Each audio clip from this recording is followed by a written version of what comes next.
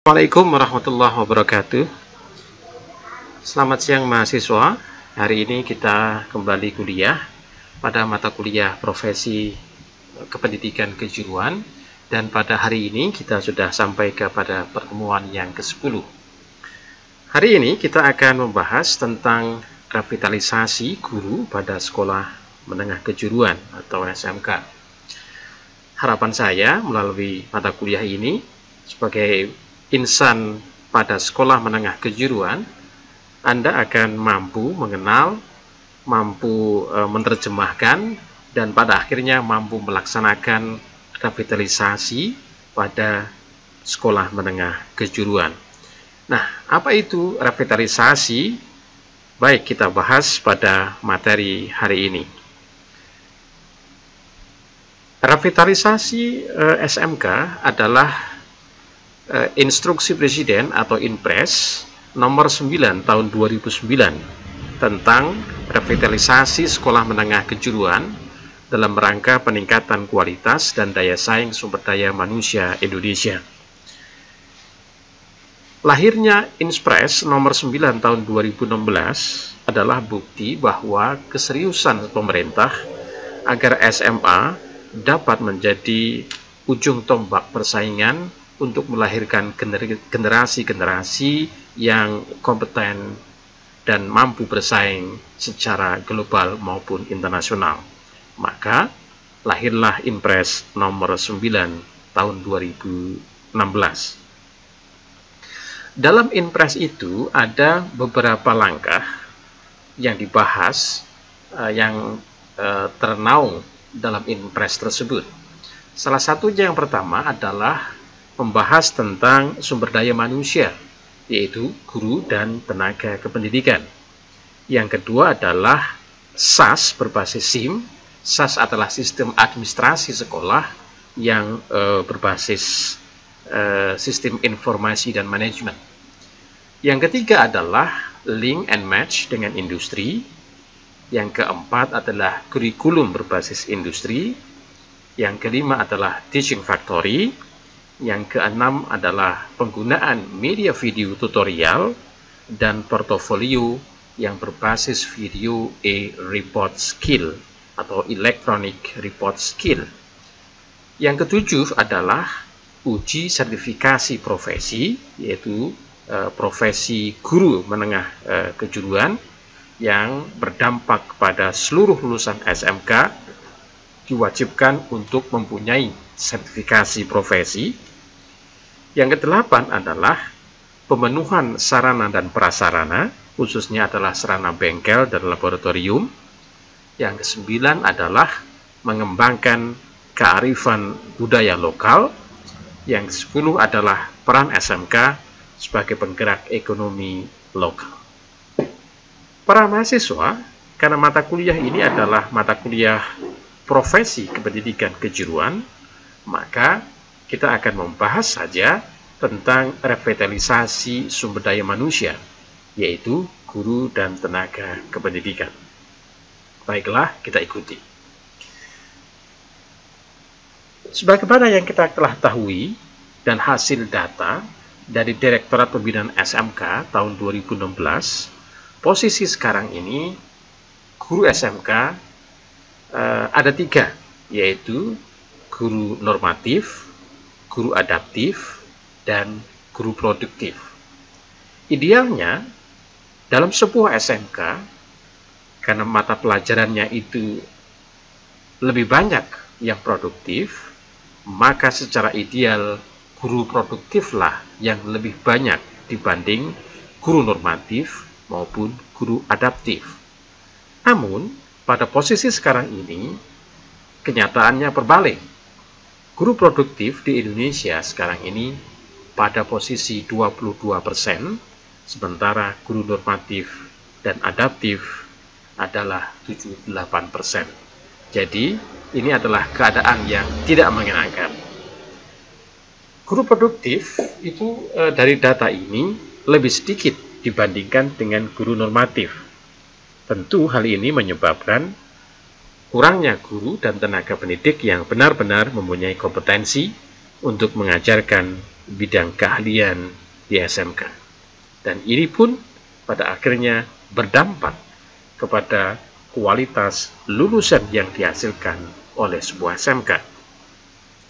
Dan apabila hal ini berlanjut, maka peserta didik pada SMK tidak benar-benar mendapatkan pengajaran yang sesuai dengan program kompetensinya. Contohnya adalah program kompetensi otomotif. Karena gurunya kurang, maka dia tidak sesuai mendapatkan pengajaran sesuai dengan kompetensinya otomotif. Para mahasiswa, sebagai seorang guru, ada suatu tantangan di era sekarang. Ini adalah teori tentang generasi. Ada 5 generasi yang akan kita bahas pada siang ini. Yang pertama adalah generasi alfa, yaitu mereka yang lahir tahun 2011 hingga tahun 2025. Yang kedua adalah generasi Z. Ini ya. Generasi Z yang lahir antara tahun 1995 sampai 2010. Yang ketiga adalah generasi Y, bagi mereka yang lahir tahun 1981 sampai 1994. Yang keempat adalah generasi X, yaitu bagi mereka yang lahir pada tahun 1965 sampai 1980. Dan masih juga ada generasi Boomer, yaitu mereka yang lahir tahun 1946 sampai tahun 1964. Nah, perbedaan era kelahiran dari sebuah generasi tentu akan melahirkan perbedaan karakter yang dimiliki dari generasi ke generasi tersebut. Salah contohnya adalah misalnya generasi alfa. Dia adalah generasi terdidik. Dia adalah generasi dengan gaya hidup berteknologi tinggi. Karena dia lahir sudah ada teknologi-teknologi yang tinggi. Contoh misalnya komputer, misalnya adalah robotik dan sebagainya. Dia lahir sudah ada teknologi tersebut. Yang ketiga adalah dia tidak mempunyai keterampilan beragam. Artinya keterampilannya adalah monoton. Sementara karakteristik generasi Z adalah generasi internet.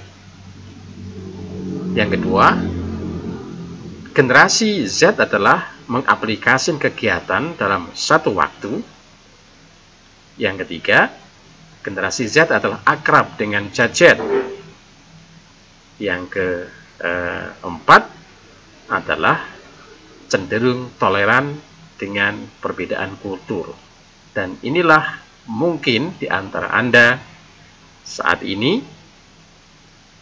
antara tahun 1995, 96, 97 kelahiran Anda, maka Anda termasuk generasi Z ini. Yang ketiga adalah karakteristik generasi Y. Dia disebut generasi milenium. Jadi generasi milenium itu adalah generasi Y yang lahir tahun 1981 sampai 1994. Yang kedua, karakteristiknya adalah pemakai media sosial yang fanatik. Misalnya Facebook, misalnya adalah Instagram. Dia fanatik pada salah satu atau dua media sosial yang digunakan. Yang ketiga, karakteristiknya adalah masing-masing individu berbeda antara satu orang dengan orang lain, walaupun itu familinya cenderung berbeda. Yang keempat, pola komunikasinya sudah terbuka. Yang keempat, karakteristik generasi X, yaitu awal menggunakan PC. video game, TV kabel, dan internet. Nah, ini saya termasuk generasi X ini, karena saya lahir tahun 1970-an. Yang kedua, dia mampu beradaptasi. Yang ketiga, dia mampu menerima perubahan dengan baik. Yang keempat, memiliki karakter mandiri dan loyal. Sementara untuk yang kelima adalah generasi baby boomer, yaitu yang lahir tahun 1946 hingga 1964.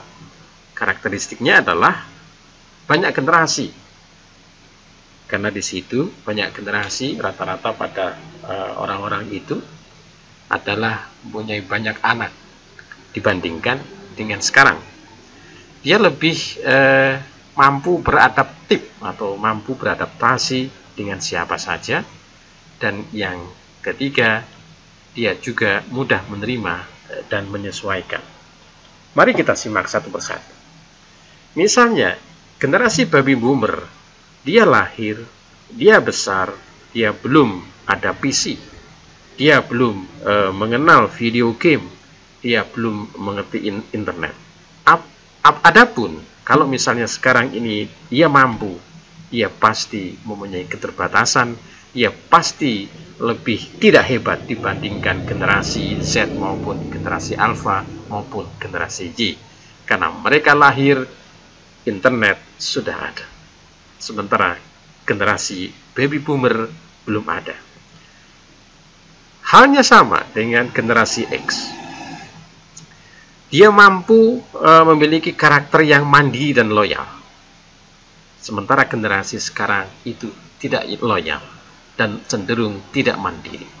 Maka apabila saat ini banyak guru yang pada generasi X menuntut pada muridnya generasi Z, usia Anda, untuk mampu mandiri, untuk loyal, maka tentu akan menjadi permasalahan. Karena generasi Z berbeda dengan generasi X. Generasi guru berbeda dengan generasi sekarang, yaitu generasi Z atau bahkan generasi Alpha. Tentu semakin derajatnya itu semakin tinggi, seseorang siswa diajar oleh guru maka akan mengalami banyak masalah. Misalnya begini, sekarang ini misalnya anak didiknya pada generasi ini, generasi Z, lebih bagus dia dididik oleh generasi Y. Artinya perbedaan waktu atau perbedaan era antara guru dan murid itu tidak terlalu tinggi, dan itu masih baik. Semakin tinggi perbedaan waktu antara yang diajar dan mengajar, maka semakin besar tantangan dan hambatan baik bagi guru maupun siswa. Nah, dari tulisan ini, pada saat ini, guru sebagai tenaga pendidik berasal dari generasi X dan generasi Y. Sedangkan peserta didik sebagai subjek didik berasal dari generasi Alpha. Sehingga menimbulkan ketidakselarasan antara karakteristik seorang guru dengan peserta didiknya, yang berasal dari generasi X dan generasi Y. Seorang guru harus mampu bersikap tegas, tapi lembut dan sabar, membangun dialog dan komunikasi yang sehat dan terbuka, hadir secara utuh untuk mendampingi peserta didik, serta memberikan pendidikan dengan nilai karakter positif dengan penuh cinta. Artinya, apa yang dialami oleh guru pada saat dia sekolah, pada saat dia kuliah, pasti sudah berbeda dengan apa yang terjadi hari ini. Dan jangan disamakan generasi hari ini dengan generasi yang sudah lalu. Oke, kita lanjut. Nah, ini adalah pisa kecerdasan dari majmuk. Seorang anak itu pasti, di sini adalah anak didik atau peserta didik atau murid itu, pasti mempunyai beberapa kecerdasan, pasti mempunyai perbedaan, pasti mempunyai karakteristik yang berbeda satu dengan yang lain. Jangankan satu kelas, satu rumah pun, satu bapak, satu ibu pun, seorang anak pasti memiliki karakter yang beda-beda. Tentu juga memiliki kecerdasan yang berbeda-beda pula. Nah, kecerdasan di sini dibagi menjadi yang pertama, kecerdasan bahasa. Yang kedua adalah cerdas logika. Yang ketiga adalah cerdas gambar. Yang keempat adalah cerdas tubuh. Yang kelima adalah cerdas musik. Yang keenam adalah cerdas bergaul. Yang ketujuh adalah cerdas diri. Yang kedelapan adalah cerdas alam. Tentu seorang anak, sekali lagi, akan berbeda tingkat kecerdasannya. Mungkin seseorang atau siswa mempunyai tingkat kecerdasan bahasa yang tinggi, tapi kecerdasan logikanya rendah. Ataupun sebaliknya. Tentu karena berbeda karakteristik dari masing-masing anak, seorang guru harus mampu untuk bersikap dan memahami karakteristik yang berbeda tersebut. Dan guru harus dapat menilai kecerdasan yang paling berkembang dari tiap peserta didik. Sehingga sebagian besar proses belajar yang mereka lakukan di sekolah dapat berlangsung sesuai dengan kecenderungan kecerdasan peserta didik. Sekali lagi, seorang guru harus mampu memprediksi, harus mampu mengetahui tingkat kecerdasan yang dimiliki pada masing-masing siswa. Oleh karena itu, pada pendidikan, pada kuliah, Anda akan mendapatkan mata kuliah psikologi pendidikan. Tujuannya adalah mengetahui tingkat kecerdasan, tingkat minat, tingkat bakat yang dimiliki oleh masing-masing peserta didik. Kita lanjut. Selanjutnya kita akan bicara tentang perbedaan otak kiri dan otak kanan. Setiap orang itu memiliki dua otak ini. Setiap orang. Tapi setiap orang memiliki karakter yang beda. Artinya karakter di sini adalah dominasi penggunaan otak antara orang satu ke orang lain mungkin berbeda, mungkin sama. Dalam gambar ini adalah otak kanan di sini, biar Anda melihat posisinya. Ini adalah yang saya kotak. Ini adalah posisinya adalah otak kanan.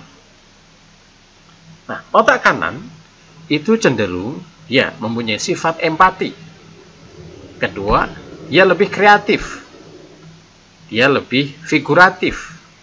Dia lebih konseptual, dia lebih imajinatif, dan dia lebih intuitif. Sementara yang otak kiri, dia mempunyai sifat analitis, logis, terperinci, berulang-ulang, ilmiah, dan harfiah. Nah, kemudian para mahasiswa, dari sifat-sifat ini, itulah yang menjadi karakteristik seseorang. Yang jelas, tadi saya mengatakan bahwa setiap orang pasti mempunyai karakteristik yang beda dalam mendominasi pemakaian otak. Misalnya, seorang perempuan lebih cenderung menggunakan otak kiri dibandingkan otak kanan. Cowok lebih mayoritas, tapi tidak semuanya, lebih cenderung menggunakan otak kanan. Maka cowok itu lebih kreatif, cowok itu lebih konseptual, cowok itu lebih imajinatif, cowok itu lebih intuitif. Dan yang jelas dari otak kanan ini dia bekerja secara tiba-tiba, cenderung konstan. Sementara yang sebelah kiri ini dia lebih terperinci, dia lebih terulang-ulang, dan dia yang jelas dia lebih rapi dalam melaksanakan pekerjaannya. Nah, seorang guru harus mengetahui dominasi anak dalam penggunaan otak kanan atau otak kiri. Otak kiri memang lebih banyak mengambil oksigen dari glukosa secara teoritis, sehingga otak kanan menjadi kekurangan. Hal tersebut menyebabkan beberapa tingkah menyimpang dari peserta didik sebagai wujud kompensasi otomatis yang dilakukan oleh otak kanan, dan juga memerlukan nutrisi oksigen dan glukosa, diantaranya melakukan keisengan saat guru mengajar, melamun, cuek, coret-coret kertas, baca komik, jahil dengan teman. Nah, ini adalah cenderung yang melakukan keisengan ini adalah cowok, karena dia menggunakan otak kanan, dan cewek lebih cenderung tidak. Baik para mahasiswa, kita lanjut. Nah, revitalisasi sumber daya manusia atau guru dalam sebuah SMK itu tentu yang pertama diawali dari kepala sekolah dalam menjalankan fungsinya sebagai seorang leader, seorang manajer pada sekolah menengah kejuruan, dan sekaligus juga kepala sekolah menjadi motivator, inovator, organizing, dan controlling. Yang kedua, revitalisasi SDM pada SMK dapat dimulai perubahan guru yang menjalankan fungsinya sebagai tenaga pendidik. Yang ketiga, karyawan sebagai tenaga pendidikan. Yang keempat, perubahan pada sumber daya manusia peserta didik, yaitu murid. Yang kelima, perubahan yang paling mendasar harus bersumber pada karakter yang ada dalam diri seseorang. Yang keenam, karakter ini penting karena sebagai dasar seorang dalam bertindak yang dalam memberikan pengaruh pada kelangsungan pendidikan selanjutnya. Dan yang ketujuh adalah karakter baik yang harus ada pada setiap diri manusia. Dan biasanya kita menyebutnya dengan 3 hal, yaitu emotional quotient, spiritual quotient, advertising quotient, dan intelligent quotient.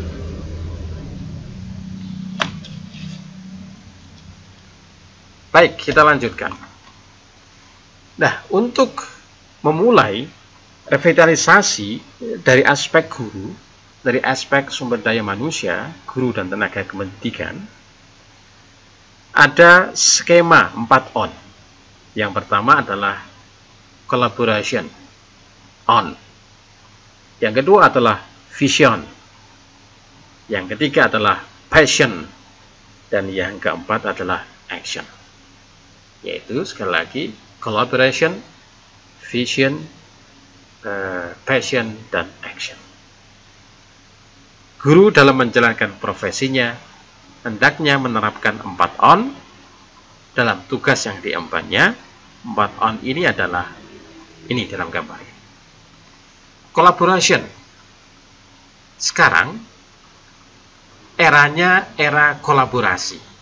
Seorang guru untuk dapat menghasilkan lulusan yang berkompeten, tentu dia tidak mampu bekerja sendiri.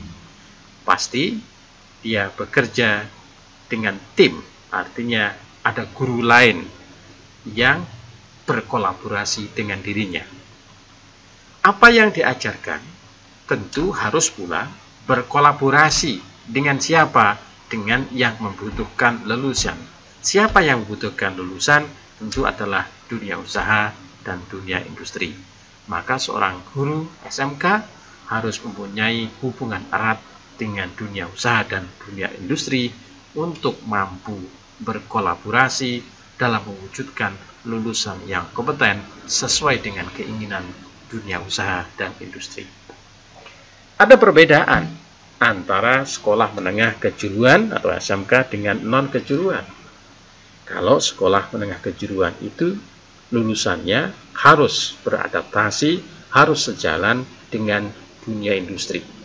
Oleh karena itu, orang atau komponen yang paling banyak harus didengarkan oleh SMK adalah dunia usaha, dunia industri, karena ia yang akan menggunakan lulusan itu. Karena keberadaan SMK idealnya adalah melayani dunia usaha dan dunia industri. Yang kedua, vision. Yang kedua adalah vision. Guru harus mampu menetapkan visi untuk mengajar. Nanti kita pada slide selanjutnya akan saya sampaikan keterangannya. Yang ketiga adalah passion. Guru harus bekerja dengan hati. Dan yang keempat adalah guru atau action. Guru harus bergerak dengan metode pembelajaran yang interaktif dan menyenangkan. Nah, ini keterangannya. Tadi sudah saya sampaikan tentang collaboration. Bisa membuat tenaga dikeluarkan menjadi berkurang, hasil usaha menjadi berlipat, dan berkah melimpah. Kolaborasi pada dasarnya justru menghasilkan kekuatan dan keuntungan yang lebih besar. Seorang guru dapat menjalin kolaborasi dengan dunia usaha dan industri agar dapat memberikan pelajaran maksimal sehingga dapat menghasilkan lulusan yang siap kerja. Yang kedua adalah vision. Seorang guru harus menetapkan visi untuk mengajar kepada peserta didiknya, bahwa mengajar bukan hanya sebagai kegiatan mentransfer ilmu saja, tetapi disertai pula upaya mendidik peserta didik untuk mempunyai sikap dan perilaku peserta didik agar mempunyai karakter yang baik. Di sini penekanannya adalah karakter. Nah, karakter itu ada dua. Yang pertama adalah karakter diri dan yang kedua adalah karakter kerja. Ingat, ini adalah guru SMK. Ada dua karakter pada SMK yang dibangun. Yang pertama adalah karakter diri dan yang kedua adalah karakter kerja. Karakter diri contohnya, dia rajin, dia ulet, dia disiplin dan sebagainya. Itu adalah karakter diri. Tapi kalau karakter kerja yang biasa disebut dengan kinerja. Karakter kerja sesuai dengan kompetensi yang harus dimilikinya. Artinya dia mempunyai kompeten pada bidang sesuai dengan jurusan yang diambil siswa pada SMK. Yang ketiga sekarang adalah passion. Passion itu membangun cinta, bukan sekedar action, tetapi harus disertai passion. Passion itu melakukan sesuatu tanpa dibebani apapun. Passion itu melakukan sesuatu dengan senang. Hidup hanya bukan hidup asal hidup. Passion itu sesuai dengan bakat. Passion itu sesuai dengan minat. Dan seorang guru harus mampu mengajar dengan passionnya. Artinya seorang guru harus mengerti apa bakat dan minat dari anak didiknya, sehingga dalam proses pembelajarannya ia lebih menyenangkan. Seorang guru harus bekerja dengan passion keikhlasan. Ikhlas menjalankan pekerjaannya, ikhlas memberikan ilmunya, guna kecerdasan dan masa depan peserta didiknya. Ikhlas memberikan pengarahan dan bimbingan demi pembentukan karakter peserta didiknya. Yang keempat adalah action. Harus ada setelah vision sudah kita tetapkan, ya hanya akan menjadi angan-angan saja tanpa action. Vision memberikan arah dan jalan, karena visi adalah cita-cita, karena visi adalah harapan. Tanpa action, sekali lagi, vision merupakan angan-angan belaka. Action sebagai bukti bahwa seorang guru harus bergerak. Bergerak dalam proses pembelajaran yang sesuai dengan karakter dan kecerdasan peserta didik. mengajar dengan metode demonstrasi, mengajar dengan percobaan, metode pelatihan keterampilan, metode-metode yang kekinian, salah satunya adalah problem based learning atau project based learning. Itulah metode-metode yang sekarang ini menjadi tren kekinian untuk diadopsi pada pembelajaran SMK. Oke, kita lanjut. Sementara revitalisasi dari aspek peserta didik, yang pertama adalah kemampuan peserta didik yang meliputi afektif. Afektif itu adalah sikap dan nilai. Kognitif. Kognitif itu adalah pengetahuan. Dan psikomotorik. Psikomotorik adalah keterampilan atau skill yang dapat dibentuk melalui berbagai kegiatan yang diadakan sekolah, baik itu praktikum maupun ekstrakurikuler. Yang kedua, salah satu di antaranya adalah dengan psikotes yang diadakan ketika peserta didik pertama kali masuk sekolah. Bagi sekolah menengah kejuruan atau SMK, psikotes ini adalah penting.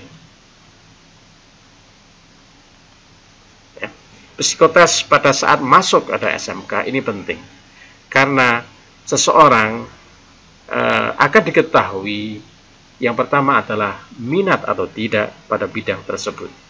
Apabila siswa itu masuk pada kompetensi yang dipilihnya sesuai dengan minatnya, maka dia akan happy untuk melakukannya.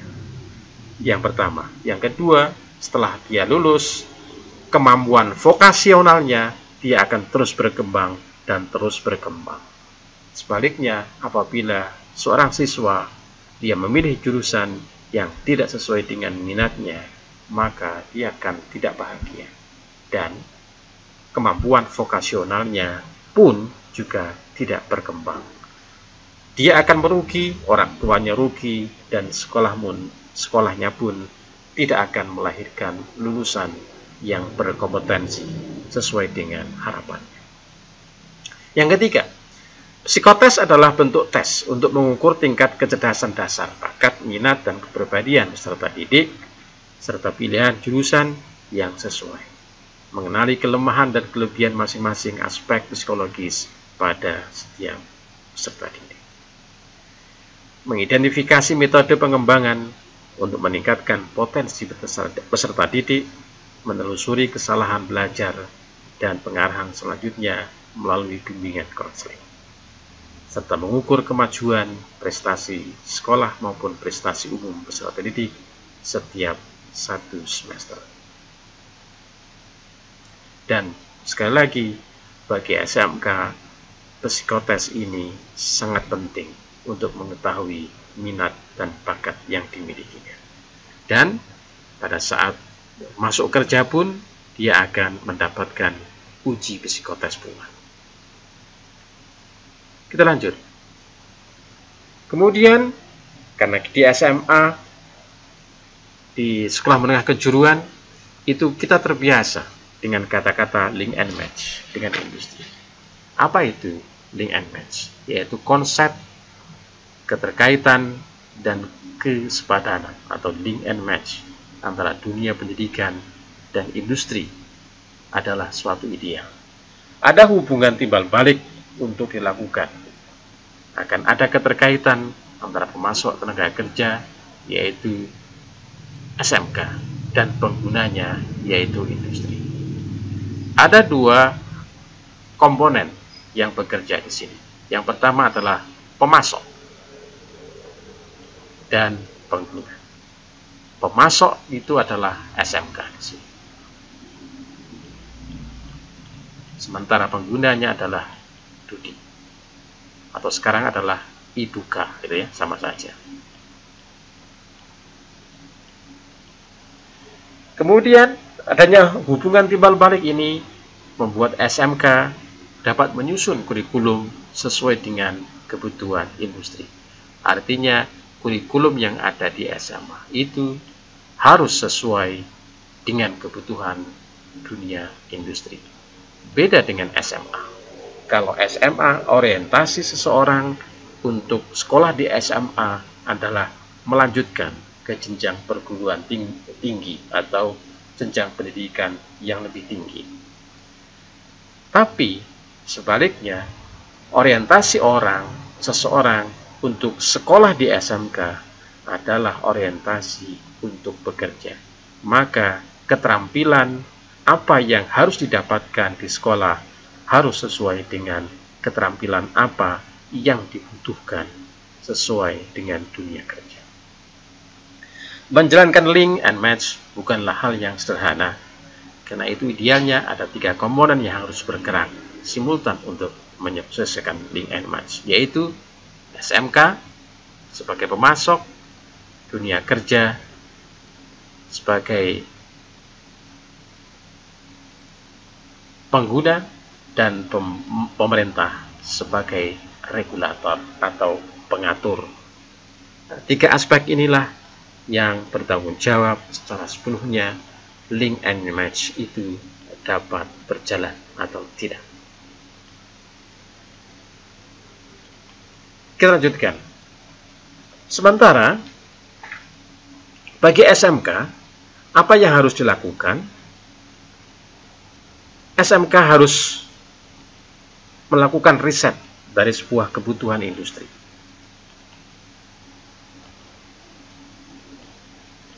Tujuannya adalah untuk mengetahui kompetensi atau keahlian apa yang paling dibutuhkan di dunia kerja dan kompetensi apa yang paling banyak dibutuhkan dunia kerja.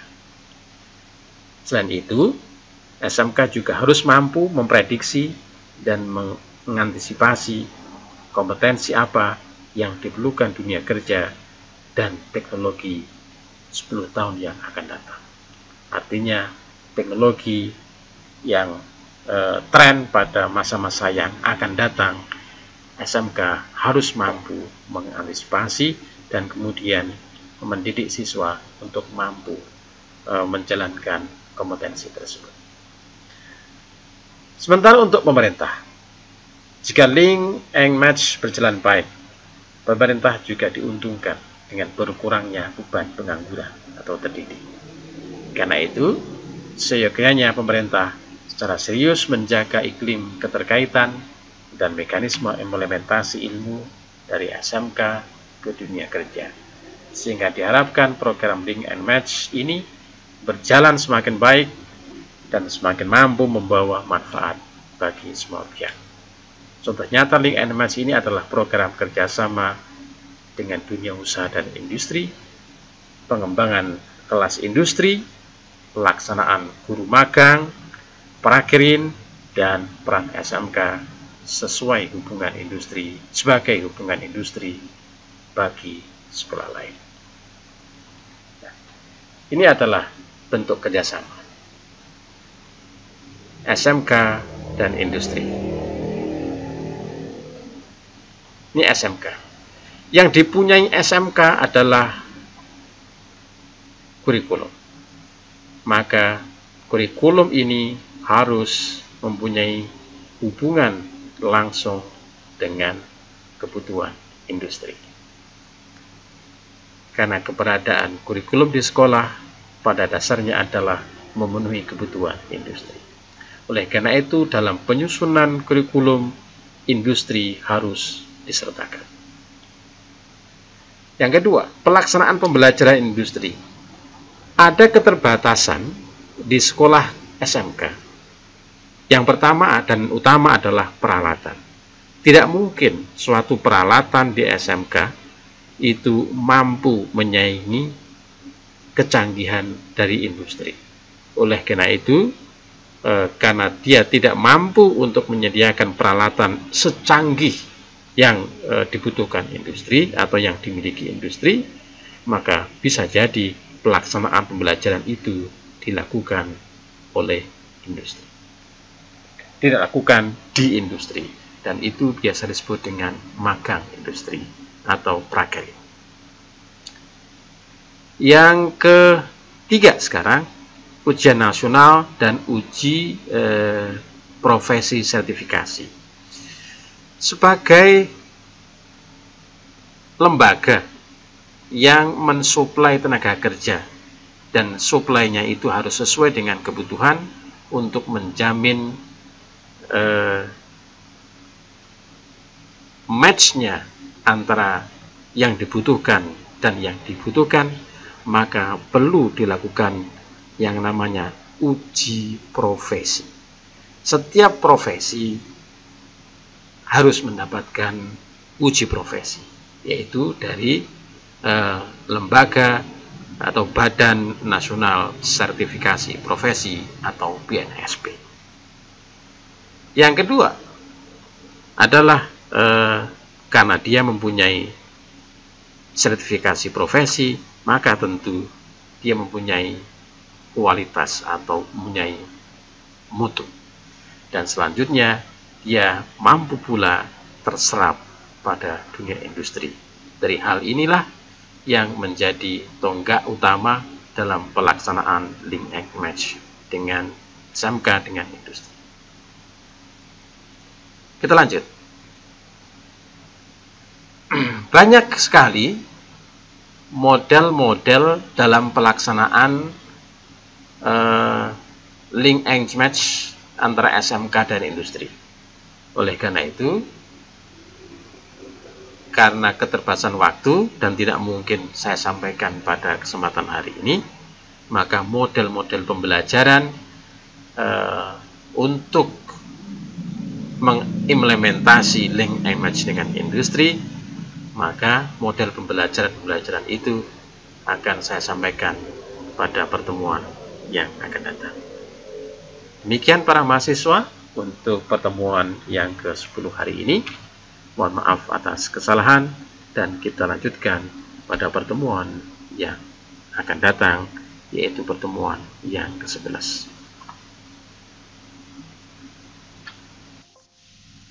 Terima kasih. Wassalamualaikum warahmatullahi wabarakatuh.